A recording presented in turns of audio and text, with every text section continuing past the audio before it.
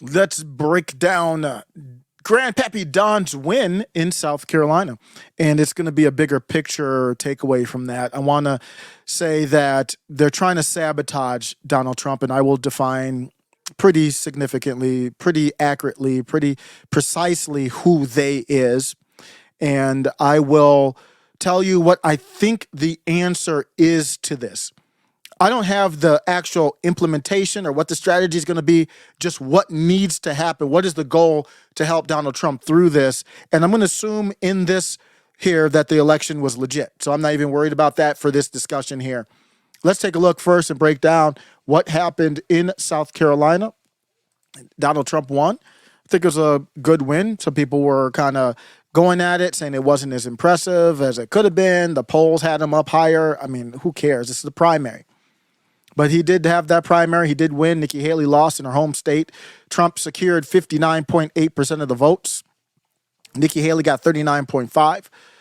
Trump got 50 delegates, all won because of it. Male voters were about 51% of the electorate. Trump won 64% of their votes. Female voters were about 49%. Trump won 58% of their votes. By age, Trump won all majorities across all the little subsections. Education, no surprise here, no college degree, went 73% for Trump. College degrees split, Trump got 46%. That's not surprising. There are about 22% that were independent. That's where I think the Democrats that Nikki Haley was getting into this were voting. Trump got 70% of the anyone who was a Republican, Trump got 70% of the 22% independent, Trump got 60. What does this mean? It means Nikki Haley can stick around. She's not there to win. And that's kind of the bigger takeaway. This is a bigger push to go at Trump. And here's where you could see it happening. Brett Baer, who at one time I had respect for, one of those many people I had respect for at one time, and now I do not have any, sat down with Donald Trump, and he famously went at him and said, what about the suburban women? That's what this is about. That's what Nikki Haley's there for, is to give the people against Trump, and I'm going to say right now that's DeSantis and the people who fund DeSantis, give them a reason to go at Trump and to neuter Trump. Here's how it sounds when they do it. What do you say to that female independent suburban voter who feels that way, to win her back? First of all, I won in 2020 by a lot, okay? Let's get that straight. I won in 2020. You know that this, and if you look at all of the tapes, if you look at everything... So they're going to go back and forth on 2020. That's not my goal to do. But do you hear the question again from Brett Baer? What do you say to that female independent suburban voter who feels that way? To win? Independent female suburban supporter. They want to go at him with suburban women. And I'm going to make this comment here about where Trump needs to be with suburban women. The only suburban women who are considering voting for Trump at this point are the types who, in their own personal lives, you would never know, in my opinion, want an alpha in the bedroom to bend them over and pull their hair. You don't need a Tulsi Gabbard as VP. You don't need a neutered Trump. You need a stronger, more alpha version of 2016 Trump. Remember, the Access Hollywood tape dropped. And when that dropped in October, I believe, of 2016, I was like, it's over. From historical election standpoint, it would have always been over. Trump not only was it not over, remember the Access Hollywood tape was him saying, grab him by the ussy. Trump won the suburban vote. So now, after that, he's soft. He says, I'm not going after Clinton after he won. He said, I am your retribution. Now he says, I don't have time for retribution or revenge. And I don't, just to be clear, retribution is different than revenge, but you need to have time for retribution. That's all you should have time for. They don't want that Trump because that's the alpha Trump. If you turn Trump into this mush mouth and you distract him with 2020 remember, it was a woman at the town hall that asked him, what about this revenge stuff? So instead of the alpha Trump saying, I'm for retribution. Here's what the difference between the two. And we don't have a country.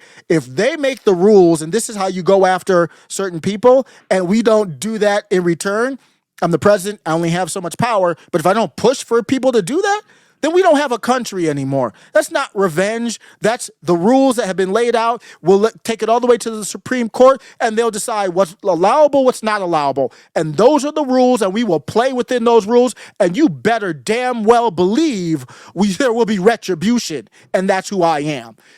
That's the alpha that should have been there. There ain't no suburban women that don't know the difference between Joe Biden and Donald Trump. There's no suburban women out there that are worried about Donald Trump being an alpha.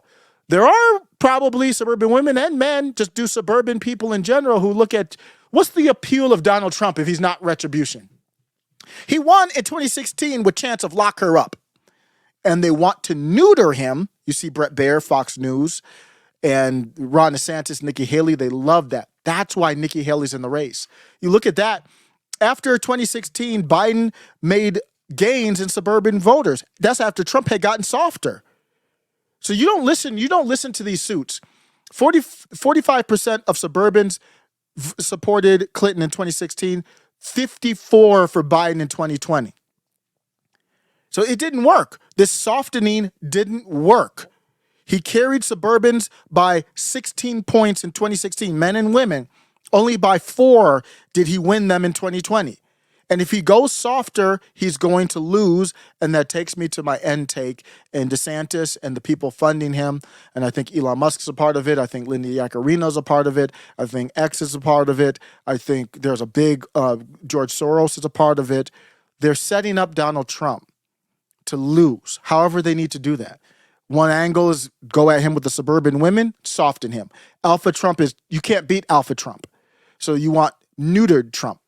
Number 2, you create that rift between DeSantis supporters and Trump supporters. We got played. They wanted the vitriol in the primary. Ron DeSantis was not trying to win in this primary. His goal was to create a divide. That's why he dropped out of the race. He did not endorse Donald Trump. You go to your favorite creator who says that. The people come at me and they say, well, yeah, he did endorse Donald Trump. No, he didn't. I don't play these games with you.